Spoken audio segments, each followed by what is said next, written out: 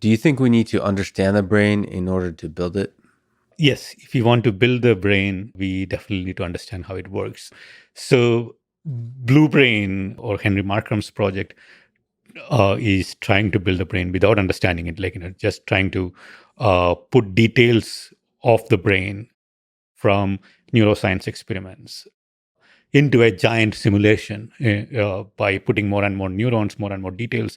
But that is not going to work because when it doesn't perform as what you expect it to do, then what do? You just keep adding more details. How do you debug it? So unless you understand, unless you have a theory about how the system is supposed to work, how the pieces are supposed to fit together, what they're going to contribute, you can't build it. At the functional level, understand.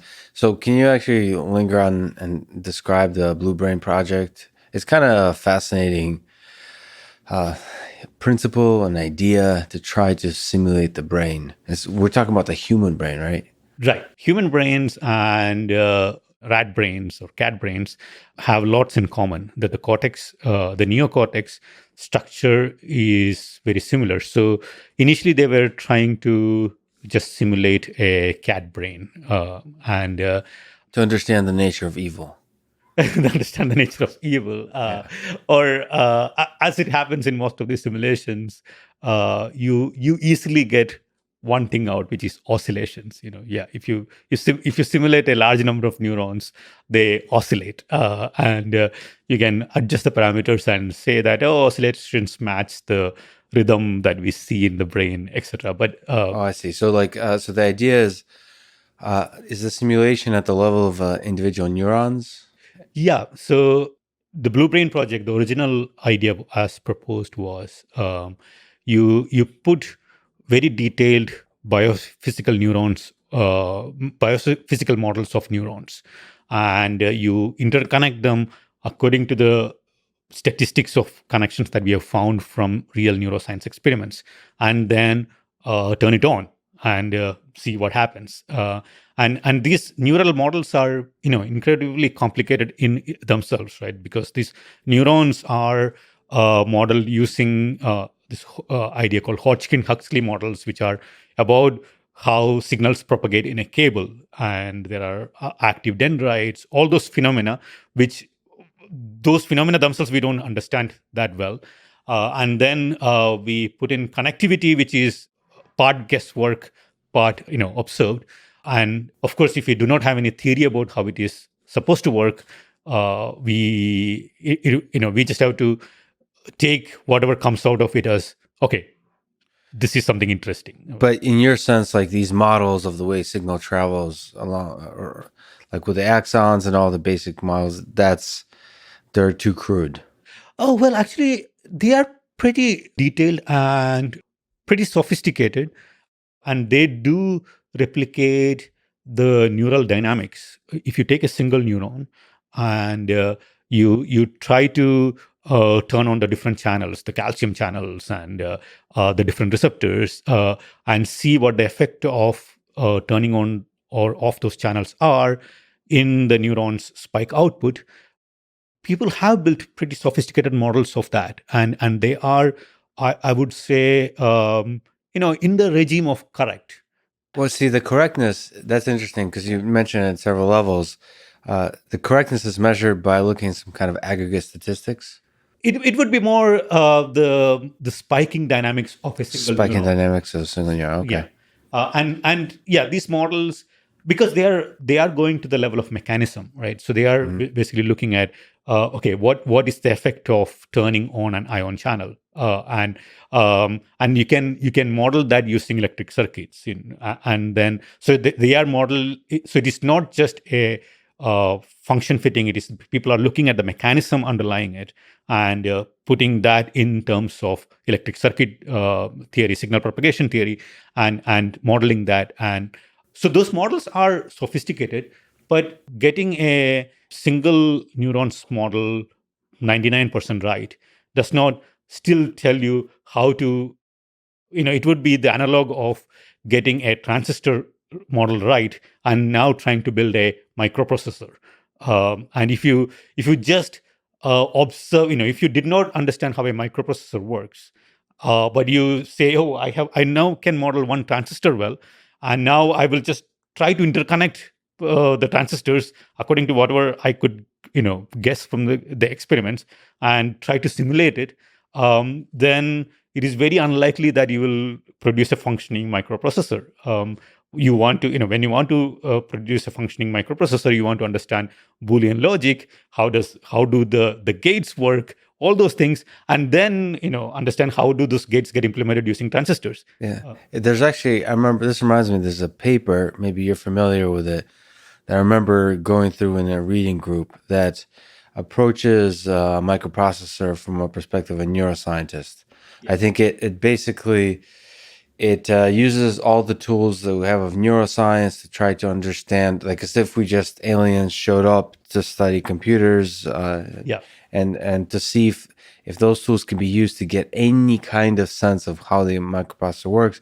And I think the takeaway from at least this initial exploration is that we're screwed. There's no way that the tools of neuroscience will be able to get us to anything, like not even Boolean logic. I mean, it's just any aspect of the architecture of the function of the processes involved, the clocks, the timing, all that. You can't figure that out from the tools of neuroscience.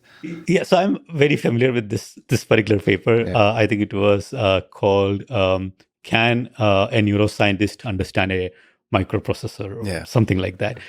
Following the methodology in that paper, even electrical engineer would not understand microprocessors. So I could,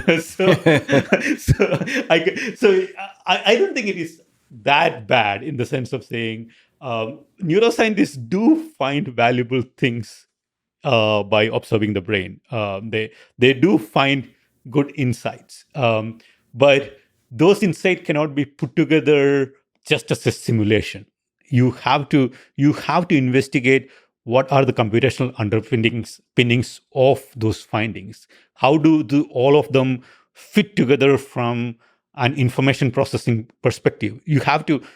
Somebody has to painstakingly put those things together and build hypotheses. So I don't want to diss all of neuroscience as saying, oh, they're not finding anything. No, that paper almost went to that level of neuroscientists will never understand. No, that's not true. I think they do find lots of useful things, but it has to be put together in a computational framework. Yeah, I mean, but just the AI systems will be listening to this podcast 100 years from now, and they will probably there's some non-zero probability they'll find your words laughable. There's like, I remember humans thought they understood something about the brain; they were totally clueless. There's a sense about neuroscience that we may be in the very, very early days of understanding the brain. But I mean, that's one perspective. I mean, in your perspective, how far are we into understanding any aspect of the brain? So the dynamics of the individual neuron communication to the how in a collective sense, how they're able to store information, transfer information, how intelligence then emerges, all that kind of stuff. Where are we on that timeline? Yeah. So, timelines are very, very hard to predict. And you can, of course, be wrong. And it can be wrong on either side. We know that, when we look back, the first flight was in 1903. In 1900, there was a New York Times article on flying machines that do not fly. And humans might not fly for another 100 years. That was what that article stated. And but no, they flew 3 years after that. So it is, it's very hard to. Well, and on that point, one of the Wright brothers, I think 2 years before, said that, like he said, like some number, like 50 years, he has become convinced that it's impossible.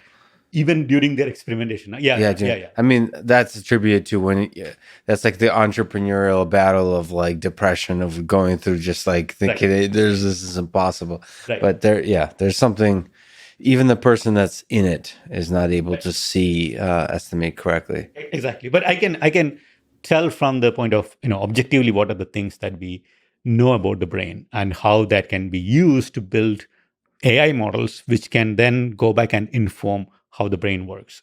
So my way of understanding the brain would be to basically say, look at the insights neuroscientists have found, understand that from a computational angle, information processing angle, build models using that, and then building that model which functions, which is a functional model, which is doing the task that we want the model to do. It is not just trying to model a phenomena in the brain. It is trying to do what the brain is trying to do on the whole functional level. And building that model will help you fill in the missing pieces that, biology just gives you the hints, and building the model fills in the rest of the pieces of the puzzle. And then you can go and connect that back to biology and say, okay, now it makes sense that this part of the brain is doing this, or this layer in the cortical circuit is doing this, and then continue this iteratively, because now that will inform new experiments in neuroscience.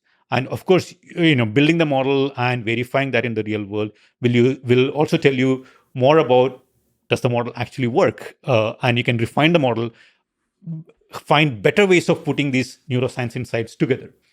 So I would say it is it so neuroscientists alone, just from experimentation, will not be able to build a model of the brain, or a functional model of the brain. So there's lots of efforts, which are very impressive efforts, in collecting more and more connectivity data from the brain. How are the microcircuits of the brain connected with each other? Those are beautiful, by the way. Those are beautiful.